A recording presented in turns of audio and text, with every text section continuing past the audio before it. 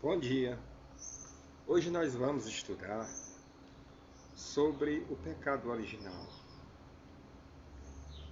A maioria das pessoas e do mundo religioso ainda pensa, ainda acredita que o pecado original, o pecado praticado no Jardim do Éden por Eva e Adão, foi comer uma fruta de uma árvore, né?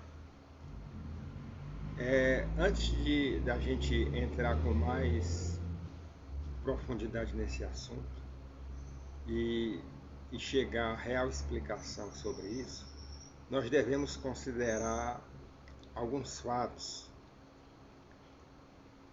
nas Escrituras, na Bíblia, na Palavra. Ele é um livro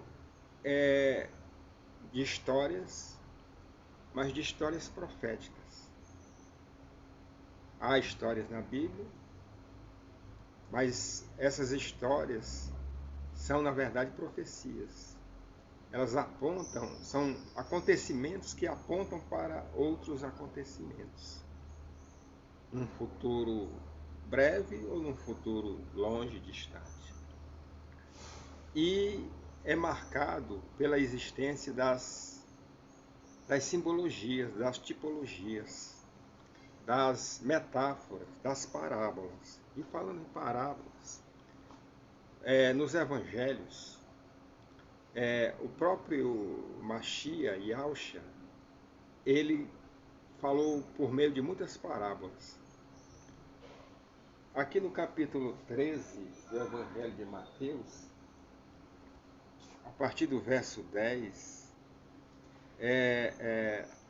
ele explica o motivo, o propósito das parábolas, né? Eu vou ler aqui. Evangelho de Mateus, capítulo 13, a partir do verso 10.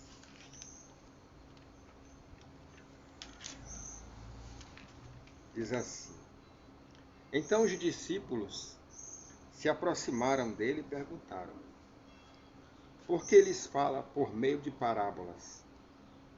Ao que ele respondeu, no verso 11: Porque a vós outros foi dado conhecimento dos mistérios do reino dos céus. Mas a eles isso não lhes foi concedido.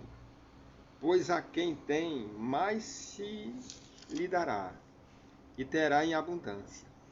Mas ao que não tem, até o que tem lhe será tirado.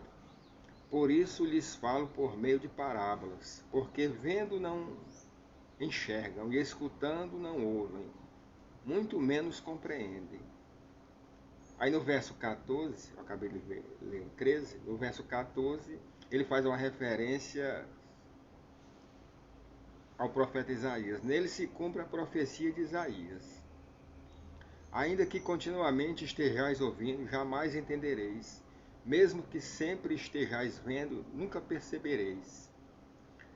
Posto que o coração deste povo está petrificado, de má vontade. Escutaram com seus ouvidos e fecharam seus olhos, para evitar que enxerguem com os olhos, ouçam com os ouvidos, compreendam com o coração e convertam-se, e sejam por mim curados. Então, aqui nessa passagem,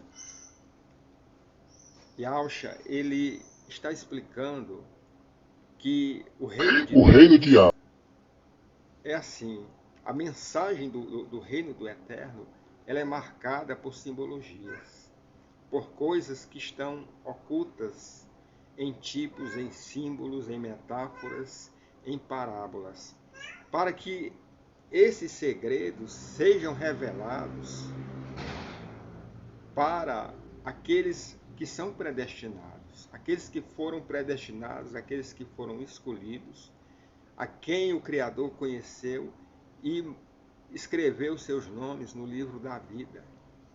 Aqueles a quem ele escolheu, para que eles tenham a verdadeira revelação desses mistérios, desses segredos, né? Dessas coisas que estão escondidas, que estão ocultas, por meio dessas mensagens. da sua palavra, marcada por esses tipos, por esses símbolos, por essas metáforas, por essas parábolas. Então, esse comer de um fruto, de uma árvore, inclusive árvore também é um tipo, né? A árvore na Bíblia, ela tipifica personalidade, ela tipifica pessoas, seres, né? Então fala que Eva e Adão receberam essa advertência no capítulo 2, no verso 17 de Gênesis, para não comerem do fruto da árvore do conhecimento do bem e do mal, porque certamente eles iriam morrer. Mas muitas pessoas ainda continuam acreditando e pensando que o pecado foi comer uma fruta, uma maçã, um produto de uma árvore. Mas há aí uma simbologia, existe uma simbologia no fruto e na árvore. A árvore tipifica um ser, uma personalidade, e o fruto tipifica um comportamento, uma atitude, uma decisão, um ato. Se nós lermos o livro de Provérbios do rei Shalamar, filho de David, a gente vai encontrar aí uma chave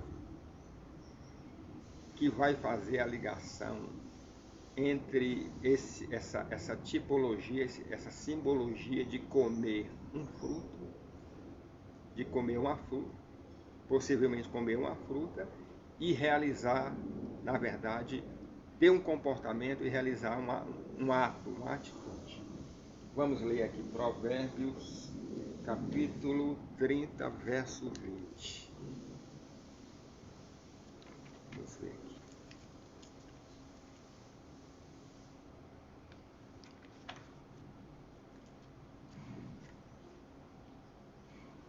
Você pode conferir aí.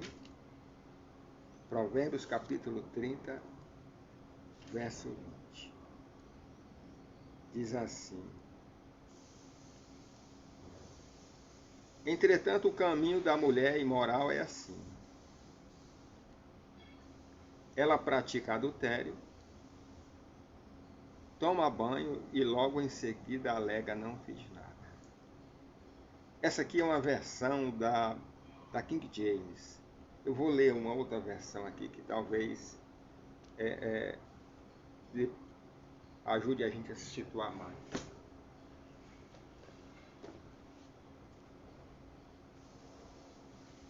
Provérbios, capítulo. Há variações das versões,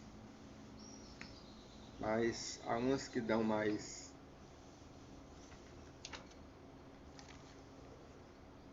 Ajudam a gente a identificar o que está por trás dessa simbologia, no caso.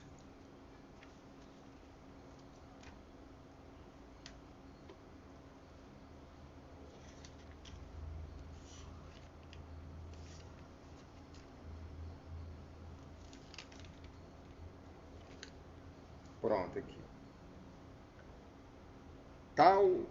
Tal é o caminho da mulher adúltera. Come, limpa a boca e diz, não cometi nada.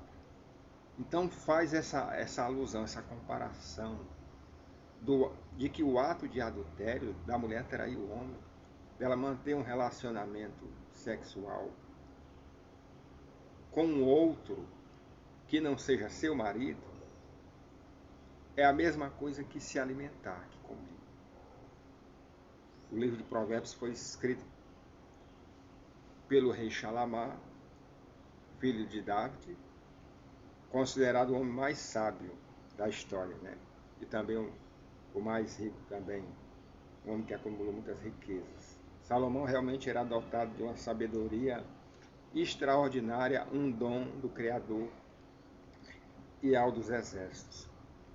Então aqui traz uma chave para a revelação do que foi comer, do que muita gente se pensa que foi comer uma fruta. Na verdade, ele escondeu, conforme nós vimos ali nos Evangelhos de Mateus, por meio do seu enviado, do seu ungido, do Machia, Yahshua, falando do propósito de porque ele falava por parábolas, ele escondeu uma simbologia,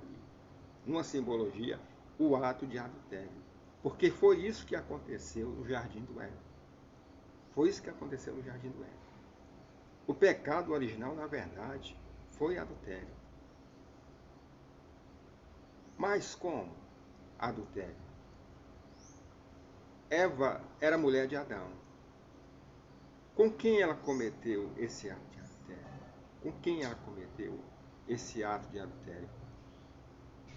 Simplesmente com aquela serpente.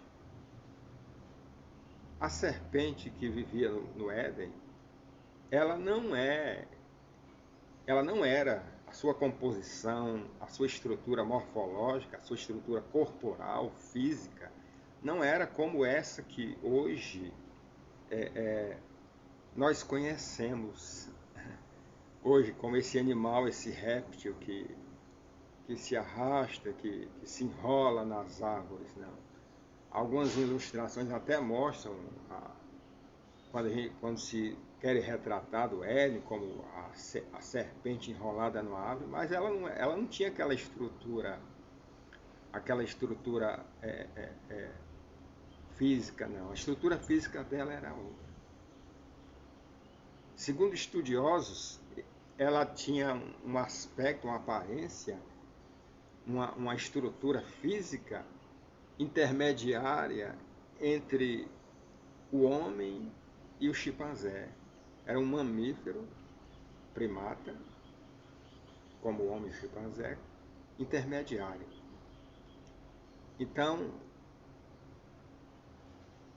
ela era um animal capaz de se relacionar com o ser humano, de se relacionar, de manter um relacionamento íntimo, como o foi e o fez com Eva.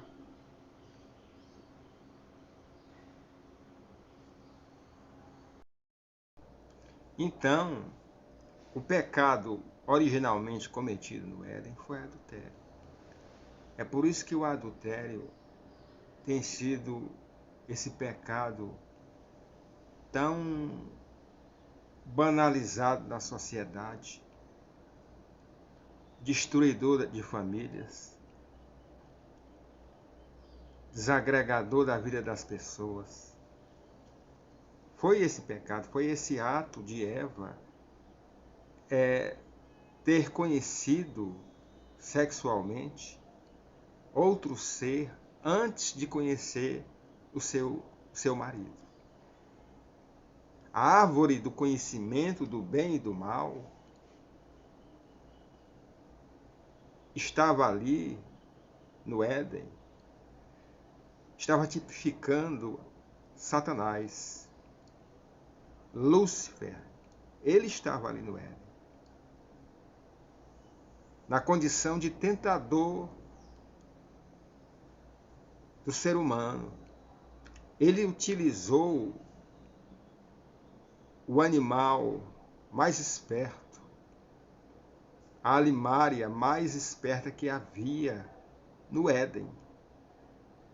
Ele usou a serpente para levar o ser humano, para levar Eva ao adultério, para despertar em Eva a líbido, o desejo sexual. Porque Satanás, Lúcifer, era um querubim. Ele era um ser dotado de muito conhecimento, de muita sabedoria. Ele conhecia o laboratório. Ele conhecia o laboratório do Criador, o laboratório de Yahweh, ele conhecia. Ele sabia como poderia, ele tinha a intenção de, assim como o Criador colocou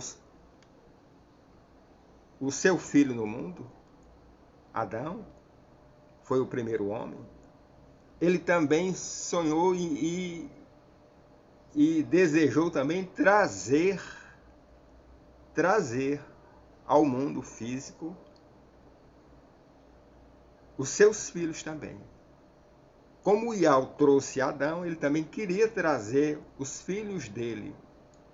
Mas sendo ele um espírito, ele teria que usar um ser do mundo físico. Ele não tinha poder sobre aqueles dois seres, Adão e Eva. Então, ele utilizou um animal. Ele utilizou a serpente para tentar Eva. Para despertar em Eva a líbido, o desejo sexual e a cometer o pecado do adultério. A fazer ela cair. E posteriormente, Eva levou Adão a cair também, despertando nele também o desejo sexual, a líbido, né? É por isso que a serpente disse a Eva, né, que se ela praticasse aquele ato, não foi comer uma fruta, foi conhecê-la sexualmente. O seu entendimento iria abrir. Ela teria um despertar para uma nova realidade. E isso realmente aconteceu. Em outros estudos aqui nós vamos até tratar sobre isso. Mas a gente aqui já tem esse entendimento que a árvore do conhecimento do bem e do mal era Satanás, era Rassatã, era Lúcifer. E que a serpente era o animal mais inteligente, mais esperto, mais desperto, né? Com a capacidade de dialogar, de falar o idioma daqueles seres humanos que viviam no jardim e de conversar com eles. No caso Eva, foi Eva que foi tentada, foi Eva que foi seduzida a praticar um ato sexual, não é? Então, tudo perpetrado por Satanás, porque ele viu o Criador trazendo os seus filhos ao mundo através de Adão, e ele também perpetrou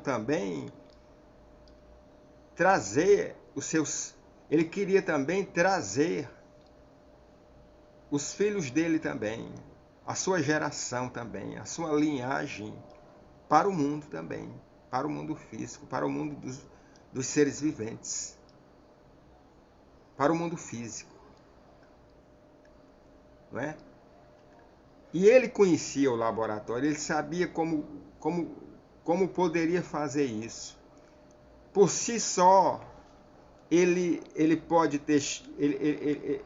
tinha essa conclusão que era possível fazer o cruzamento de um animal, até então aquele momento, né?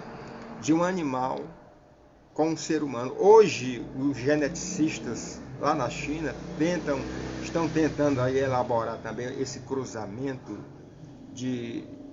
do DNA, dos genes de seres humanos com animais. Hoje a gente sabe que não é mais possível, e aqui nas escrituras mostram que foi colocado uma barreira, um impedimento. O próprio Criador colocou, está lá em Gênesis, a gente vai ver isso numa outra oportunidade, ou daqui a pouco, que foi colocada uma barreira que hoje já não é mais possível. Mas naqueles tempos, isso era possível. Aqui no livro do profeta Ezequiel, aqui no capítulo 28, fala desse conhecimento que Rassatã tinha. Lúcifer tinha esse conhecimento. Não lhe foi negado esse conhecimento. Ele tinha esse conhecimento. Ele conhecia o laboratório do Eterno, o Criador, Yahvé dos Exércitos. Se você quiser conferir depois, você pode ver o livro de Ezequiel, capítulo 28. Aqui a partir do versículo 3 até o versículo 5. Aqui 3 versículos. Fala assim a respeito. Aqui ele está usando uma alegoria sobre... O título tem Profecia contra o Rei de Tiro. Mas é só uma alegoria para falar a respeito de Lúcifer. Diz assim, no verso 3. És mais sábio do que Daniel. Está comparando. Ele diz que ele é mais sábio do que Daniel. Aquele Daniel que viveu na Babilônia, que era príncipe de Judá, que foi com os cativos para a Babilônia, e lá foi governador, foi primeiro-ministro, no reinado de Nabucodonosor. Fala assim, ó, és mais sábio do que Daniel. Não há segredo algum que se possa esconder de ti. Ou seja, isso ficou todo aquele conhecimento sobre a reprodução humana, sobre os segredos da genética do DNA, foram dispostos a ele. Pela tua sabedoria e pelo teu entendimento alcançaste o teu poder. No verso 4. E adquiriste ouro e prata aos teus tesouros. Pela extensão da tua sabedoria, no teu comércio aumentaste o teu poder. Por causa do teu poder, eleva-se o teu coração. Fala do orgulho que realmente a queda de Lúcifer, a queda de Rassatã foi o orgulho que ele entrou. E ele queria ser mais do que o Criador. Isso foi que levou a queda dele. Mas ele era um querubim dotado de conhecimento, de muito conhecimento. E pelo fato de ser um querubim, ele via em si mesmo essa capacidade desse cruzamento desses DNAs, dessa genética, que seria possível fazer isso. No livro de Ezequiel mesmo, se nós voltarmos aqui para o verso 1, para o capítulo 1, perdão, a partir do verso 5. Do verso 5 até mais ou menos o verso 10. Fala das características do que era um querubim. E do meio do fogo saía a semelhança de 4 seres viventes. Esta era a sua aparência. Tinham a semelhança de homem. Cada um tinha 4 rostos. No verso 6. Como também cada um deles tinha 4 asas. As suas pernas eram direitas, e as plantas dos seus pés como a planta do pé de um bezerro, que luziam como o brilho do bronze polido. No verso 8 diz, tinham mãos de homem. Debaixo das suas asas, aos 4 lados, assim todos os 4 tinham seus rostos e suas asas. Aí no verso 10 diz, a semelhança dos seus rostos era como o rosto de homem, e à mão direita os 4 tinham rosto de leão, e à esquerda tinham rosto de boi, também os 4 tinham rosto de águia. Então, aí descreve aí a estrutura dos querubins. Lúcifer é um querubim. Ele via em si mesmo essa miscelânea, essa mistura de animais e seres humanos. No livro de Apocalipse, no capítulo 4, também fala a respeito dessa estrutura morfológica do que era um querubim também. Nós podemos ir no livro de Apocalipse, no capítulo 4, no verso 7. Fala a respeito disso também. Está aqui. Podemos até ir a partir do verso 7 até o verso 8.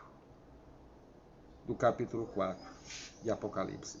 O primeiro ser era semelhante a um leão, o segundo semelhante a um touro, o terceiro tinha o rosto como de homem, e o quarto era semelhante a uma águia voando.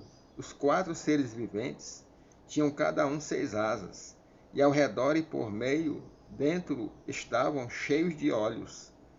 Não descansam nem de dia nem de noite, dizendo: Santo, Santo, Santo é o soberano Yahweh, o Todo-Poderoso, aquele que era e que há de vir. Então, ele via em si mesmo essa maravilha da criação do Criador. Então, ele sabia da possibilidade desse cruzamento de um animal, de uma besta, da serpente e do ser humano, da mulher. E isso realmente aconteceu. Porque Eva comeu primeiro do fruto. Primeiro teve um relacionamento com a serpente. Um cruzamento sexual com a serpente. E diz que depois ela comeu com seu marido, com seu esposo. Com Adão. Ela teve um relacionamento sexual com a serpente. Recebeu a semente da serpente. Sêmen, e depois ela teve um relacionamento com seu marido. Adão, quando encontrou Eva deflorada já. Mas ele resolveu assumir, recebê-la a si mesmo, maculada já, deflorada já, e ter um relacionamento sexual com ela e também colocar a sua semente também no aparelho reprodutor de Eva também. Dessas relações, nós entendemos que nasceram 2 filhos. Caim e Abel. Caim e Abel. 2 filhos que Eva teve. Mas os 2 são filhos de pais diferentes. São filhos da mesma mãe, mas são filhos de pais diferentes.